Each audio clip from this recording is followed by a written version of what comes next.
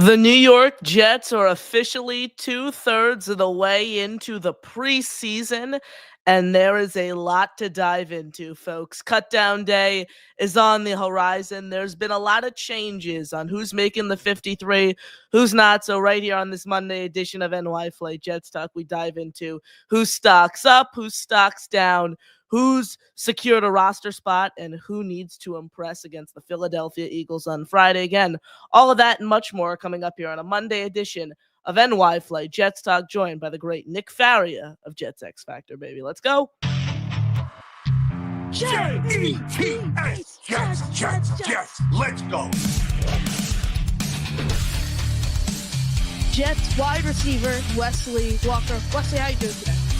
ESPN writer Mr. Rich Samini, Jets reporter for The Athletic, Mr. Zach Rosenblatt, Hall of Famer and Jets legend, Mr. Marty Lyons.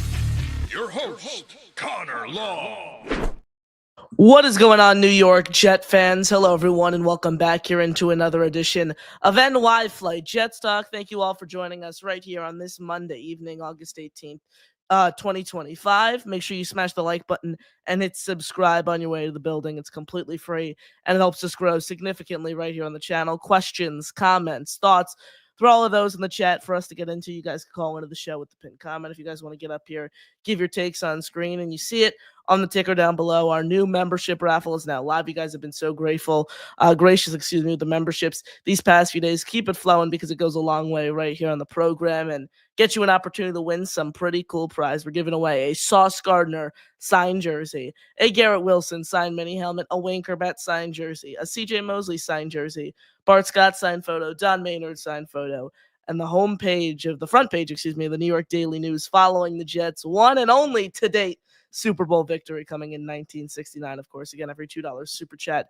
or gifted membership gives you an entry and an opportunity to win those super cool prizes. Joining me right now here on the show, as he's kind enough to do every single Monday evening, the great Nick Faria, Jets X Factor, baby. Nick, great to be back at MetLife, I'm assuming, and it's great to have you back on the show. First game in the books. Anything different? Any updates made at the stadium that you took note of? No, it was a great time to be back. A lot of fun, always covering the team live. Just having that game obviously didn't go very well for the Jets, but there were some positives just as there were some negatives, as always is the case, and just a lot to get to. Most definitely. Someone who you have spoken about and written about for a long time, Nick, since really the Jets first signed him, is undrafted free agent Dean Clark, and he's pretty much been invisible all summer long until Saturday evening, where he really made his presence felt. A pass breakup. The Jets' only sack of the night came from the strong safety, and the safety room's wide open. So you can look at Clark, you can look at another player like Jarius Monroe. The path for them cracking a spot on the 53-man roster isn't as difficult as other positions on this depth chart, just given how there's not much established talent there. Obviously, you have UDFA Tony Adams is going to be on the team alongside fifth-round pick Malachi Moore, and then after that, you have Andre Sisco, and it's pretty much wide open, Nick. Is Dean Clark on this team's 53-man roster? Probably not. You talk about the safety room not being fully decided, but honestly, I think it's a lot closer than people expect. Right now, the way you look at it, Andre Sisco, Tony Adams, those are the top two guys. Malachi Moore is probably the third safety, but everyone forgets about Isaiah Oliver, and most people look at him as a corner, but he is kind of listed as a hybrid safety corner slot, that kind of slot guy. And because of that, because of his standing as a player like that, I think he's the fourth safety. I really, really do. And I think that's the roster spot that's going to. Even with a performance like Clark made on Saturday, it's going to be very, very hard for him to make the final roster. He's going to get another opportunity against Philadelphia on Friday, but the odds are stacked against him at this point. Most definitely, and I've noted that now in both of my 53-man roster predictions for Jets X Factor, where I've had them carrying three safeties. Oliver not only has the versatility to play all three of those positions, which we saw last year, but he played safety in this very scheme with Steve Wilkes during his time with the San Francisco 49ers. So I think that certainly gives him a leg up in playing time, and a reason for maybe why the Jets don't need to go ahead and carry 4 true safeties, and you have your 3 and then the hybrid guy in Isaiah Oliver. Someone who also stood out in the secondary on Saturday was Jarek Bernard-Converse, draft pick by this organization just a few years ago. Missed the preseason opener against the Green Bay Packers with truly no listed injury designation on the injury report, but he showed out against the Giants on Saturday. Nick, JBC is a super intriguing player because now with Chris Boyd placed on the season-ending injured reserve, that frankly opens up a roster spot for an extra cornerback and someone who offers special teams value. Well, Bernard-Converse can potentially fit that bill as someone with NFL experience who plays on special teams. My main concern with him, though, is availability. And in the NFL, availability is the best ability. I don't have JBC on my 53 right now. I have him just on the outside looking in. Yeah, he's another one that's going to be tough to determine. Quantez Stiggers hasn't really played well on defense, but he's been very good on special teams. He's been a solid player. I look at him as sort of that fourth corner, if you will, at times, or that fifth corner with A.Z. Thomas in the mix. And then you think, well, how many corners are you going to keep? 5, 6, 7? The number kind of adds up a little bit towards the end. So he's a player that I think his special teams prowess will certainly help. But the question's going to be, do they prefer Quantez Stiggers in that role, or do they prefer someone like JBC? That remains to be seen. I think as of right now, though, I think Stiggers is just a little bit better of a special teams player than someone like Bernard-Converse. Certainly. And did you have Chris Boyd making this 53-man roster prior to the injury? Like, how much does this really change things up for the Jets? So I didn't. I did not have him as a special teams guy. I thought, again, and I think his prowess on Saturday kind of showed why, but I had Kenny Nagwanu making the roster and the Jets keeping 5 running back types, if you include Beck into that conversation. And listen, part of being a special teams player is you need to be a gunner, particularly with Boyd. Boyd was considered to be that kind of player. Now he's obviously not going to be. Quantez Stiggers has made some plays on special teams, but Nagwanu did as well. It wasn't just the 38-yard kick return he had. Him saving the first punt of the day by Austin McNamara to keep the ball inside the 10-yard line, that was a thing of beauty. And it kind of showed that he is more than capable. I think he locked up a roster spot. I really do. Because the Jets need all the help they can get on special teams, and Nagwanu certainly proved that, not just as a returner.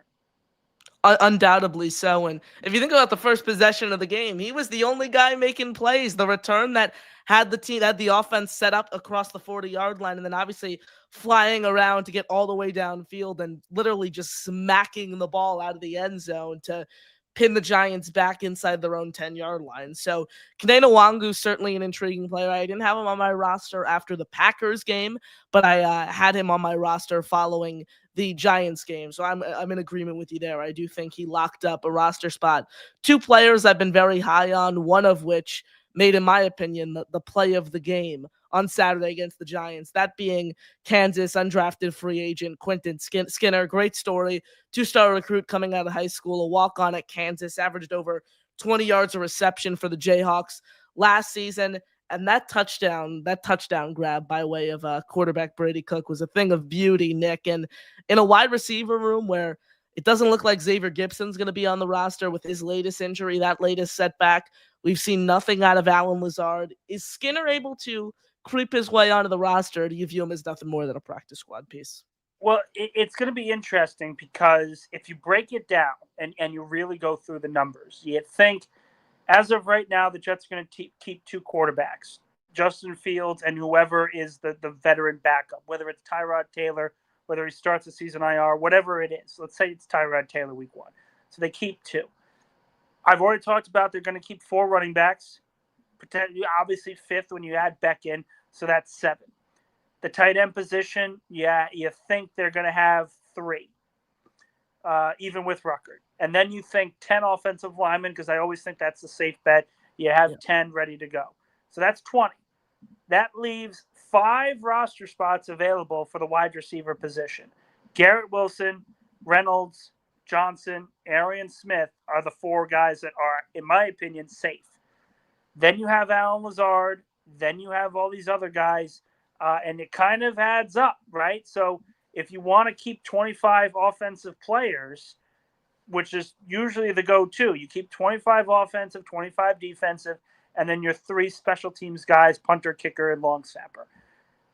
If they follow that formula, and I think they will, you have a bunch of guys competing for that final roster spot. It's Malachi Corley.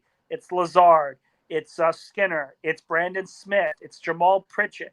I think Skinner, Pritchett, and Brandon Smith are kind of all in the same group where you could absolutely see them make the final roster spot, but you could also see them get cut and essentially be on the practice squad. This is not new in preseason. A lot of really good camp guys get cut because it's just a logjam at a certain position. And the Jets may have a lot of questions at receiver, but it's still a logjam at the position to just make the final roster. I want to talk about the tight end position, Nick, there, because you mentioned this team rolling with 3 tight ends, including Jeremy Ruckert there entering the final year of his rookie contract. The way I thought about it is I didn't have Ruckert on my latest 53-man roster prediction. I'll say that this guy has been disappointment after disappointment, game after game, showed absolutely nothing against the Giants except missed blocking assignments and whiffs. That's really been the story of his career these past 2 seasons. The way I thought about it is you have Stone Spark, you have Mason Taylor, and then you have Andrew Beck kind of as the Isaiah Oliver of this offense. The versatility, the experience as a pass catcher, a route runner, the experience as a tight end. And then I added in my article, I said, if the Jets don't feel comfortable rolling with 2 true tight ends, then I'm sure you could find someone post-cutdown day who can be a better blocker than Jeremy Ruckert, who's ranked among the worst blocking tight ends in the league now these past 2 seasons, and potentially even add more as a pass catcher. I'm really not buying the Jeremy Ruckert hype entering the final year of his rookie deal, reuniting with this college quarterback. I'm pretty much ready to say so long to Ruckert, Nick. Well, I think most Jet fans would agree with you, but then my response is, who are you bringing in? Who are you bringing in that's going to be better? Quite frankly, the tight end position in free agency is not great. And as of right now, we don't know which tight ends are going to get cut or not. And to me, as much as he has struggled, I think Ruckert's going to make this team. I really do. And I think maybe Fields has a say in that. Maybe it's the fact that they believe he can play a lot better once the games actually start. Whatever it ends up being, I think he's at least safe for this year because they don't really have an answer to who their blocking tight end is going to be because none of them really, outside of Mason Taylor, have looked good blocking, except for Stone Smart. And he pissed off probably the 3rd overall pick in the best way. Most definitely. My question to those people, though, who talk about Ruckert's blocking ability, I mean, what really is there? I know people are going to say the old scheme.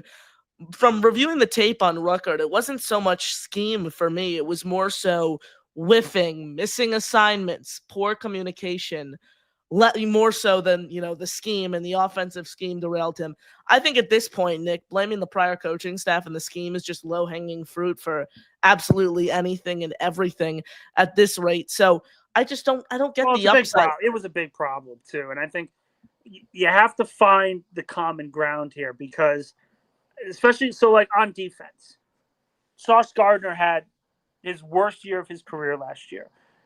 Was that all because of him, or is that because of coaching being a big part of that? I'm a firm believer that coaching had a lot to do with that. I really, they didn't play to his strengths. They didn't play, as much press as I think Sauce Gardner needs to truly succeed and stick out as the most thing. My thing with Ruckert, though, is a lot of it just stemmed from whiffing, and technical issues like that don't have much to do with scheme. But the other piece to that is, and again, I'm not defending Ruckert because quite frankly, he hasn't done enough. And if the Jets had a more complete blocking tight end, he'd be cut already, in my opinion. He wouldn't be given the shots to be on the final roster. But the fact of the matter is there's no real ones on the open market that you can say this guy's a better blocking tight end than people give him credit for. And I think that's just, at the end of the day, that's going to carry the weight moving forward. Nick, thank you so much for joining us as you do every single Monday here on the show. You got any final thoughts, football related, non-football related, before we let you bounce? Final preseason game is the most exciting for diehard fans. We get to figure out who is going to make the final roster and also who's going to be picked up, because sometimes those waiver wire pickups can change an entire season. And the caveat of playing the defending champs can't hurt my esteem either. So that's going to be pretty cool. Will Tanner McKee be suiting up, or will no way their backups? No way. You'll see DTR even their though. third string quarterback now that Pickett's gone. Who's that third string? Well, it's interesting because you got Kyle McCord who's going to be competing with Okay, DTR. McCord, yeah. I don't think Philadelphia is going to cut Kyle McCord because he was a 6th-round pick this year. They never really want to give up on those kinds of players. If DTR gets cut, the Jets need a backup. Jets need a backup, and they want a backup that's played that scheme before, can at least operate in that scheme, the sort of zone read option type. He may be a pickup for the Jets that people aren't really looking at going into the regular season. DTR, Tommy Cutlets, Nick. For this Jets offense, DTR. There we go. Nick, thank you for the time as always, my friend. Have a good night. Of course, you too, buddy. Ladies and gentlemen, Jets X Factors, Nick Faria checking in here on the show. Shoot him a follow at Nick_Faria1720. Twitter, does great work covering this team, following this team. Read his work alongside myself at JetsXFactor.com. Thank you all for joining us right here on the show. Make sure you smash the like button and hit subscribe because it is completely free and it helps us grow significantly right here on the channel. Let's get a live count for our subscribers right now. We're currently at 1,958 subs. So we are 42 away, that means, from hitting 2,000 subscribers. So please continue to smash the like button. Please hit subscribe. It goes a long way to helping us grow here on the channel. We appreciate your support. As always, questions, comments, thoughts, throw all of those in the chat. We're going to get to those. You guys call into the show with the pinned comment at the top of the chat if you want to get up here and give your takes. We appreciate your support. As always, info on the scrolling ticker down below, guys. But every $2 super chat or gifted membership gives you an opportunity to win some super cool prizes that include a Sauce Gardner signed jersey, a Garrett Wilson signed helmet, a Wayne Corbett signed jersey, a CJ Mosley signed jersey, a Bart Scott signed photo, a Don Maynard signed photo, and then there it is, baby. The front page of the New York Daily News following the Jets' 1969 Super Bowl win. And that comes in a frame, guys. So every $2 super chat or gifted membership gives you an entry. All the details down there below.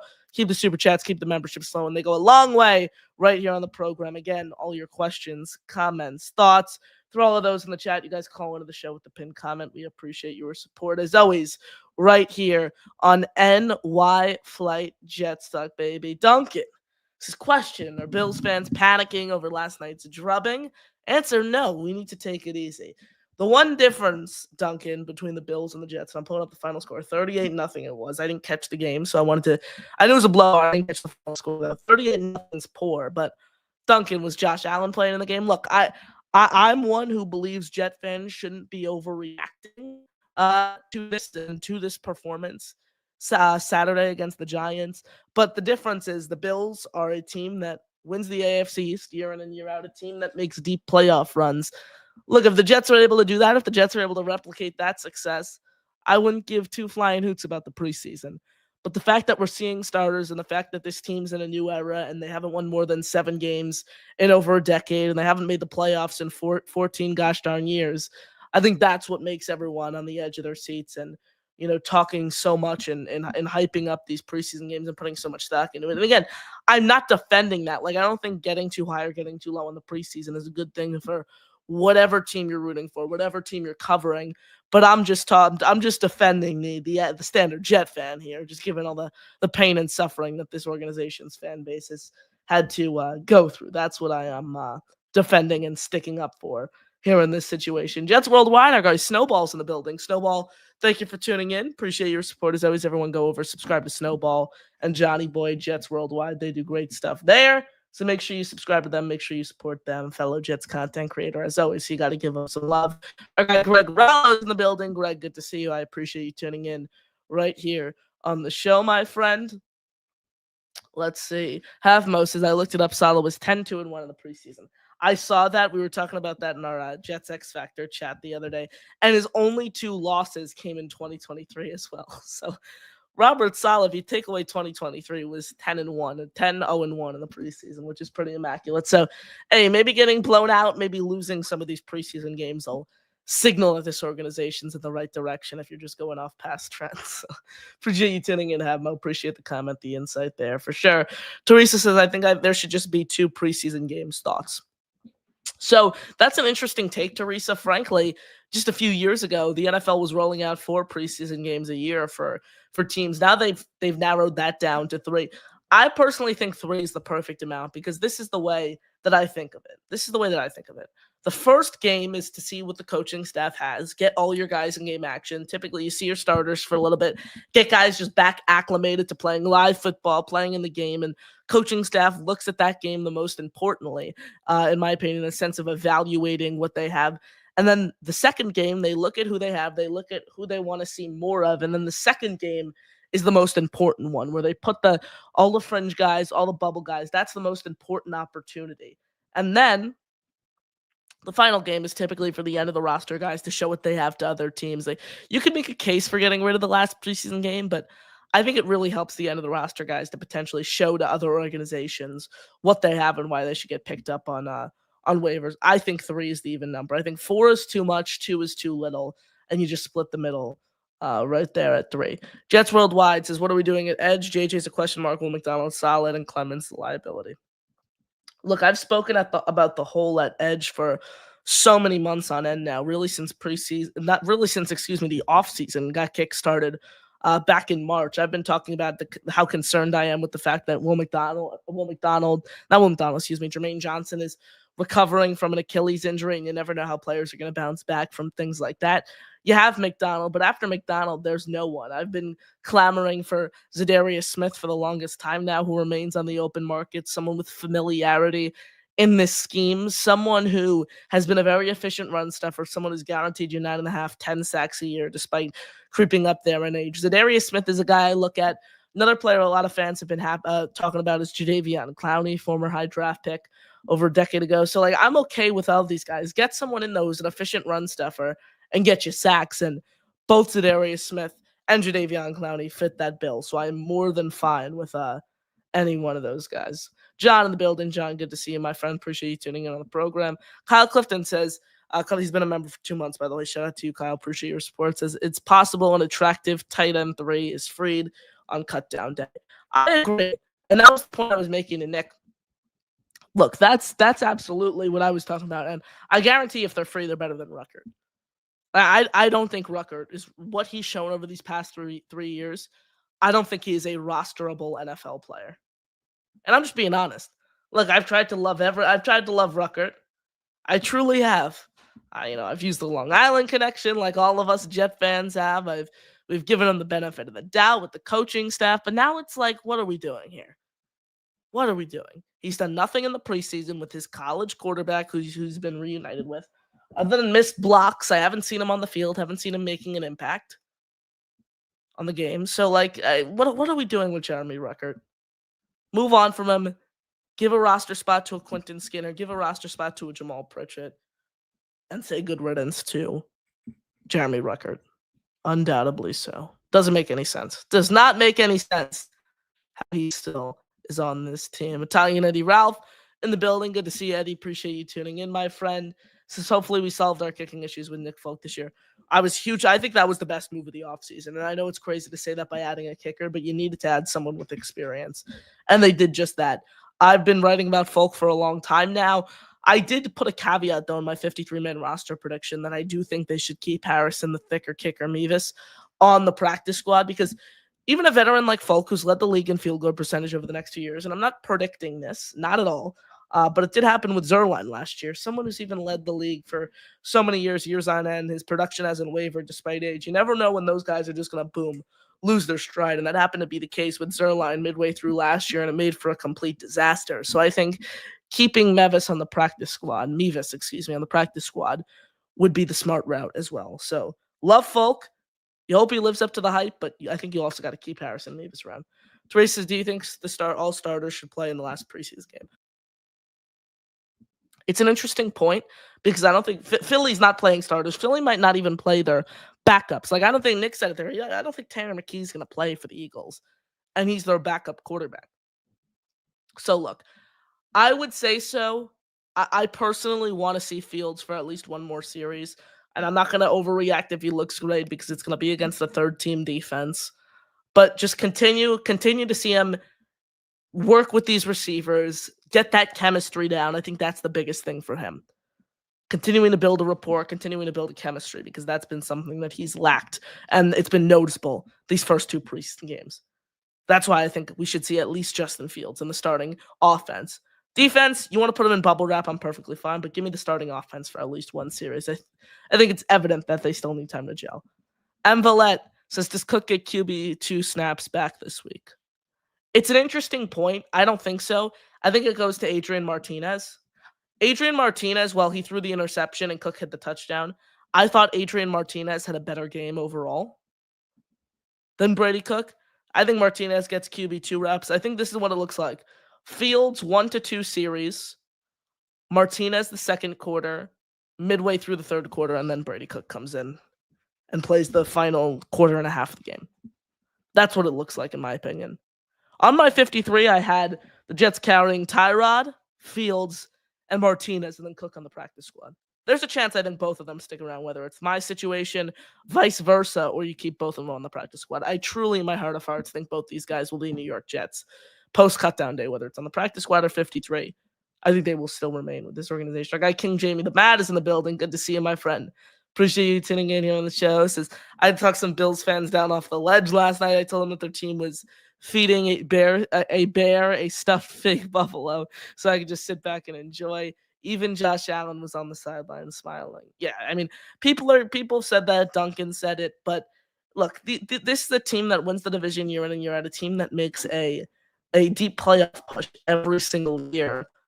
They shouldn't be concerned. And I don't think, again, I'm not defending Jet fans being up and down, being polarized on this based on the preseason. But what I'm saying is I think Jet fans have more of a right to be concerned over the preseason and worried and overreacting than the Buffalo Bills.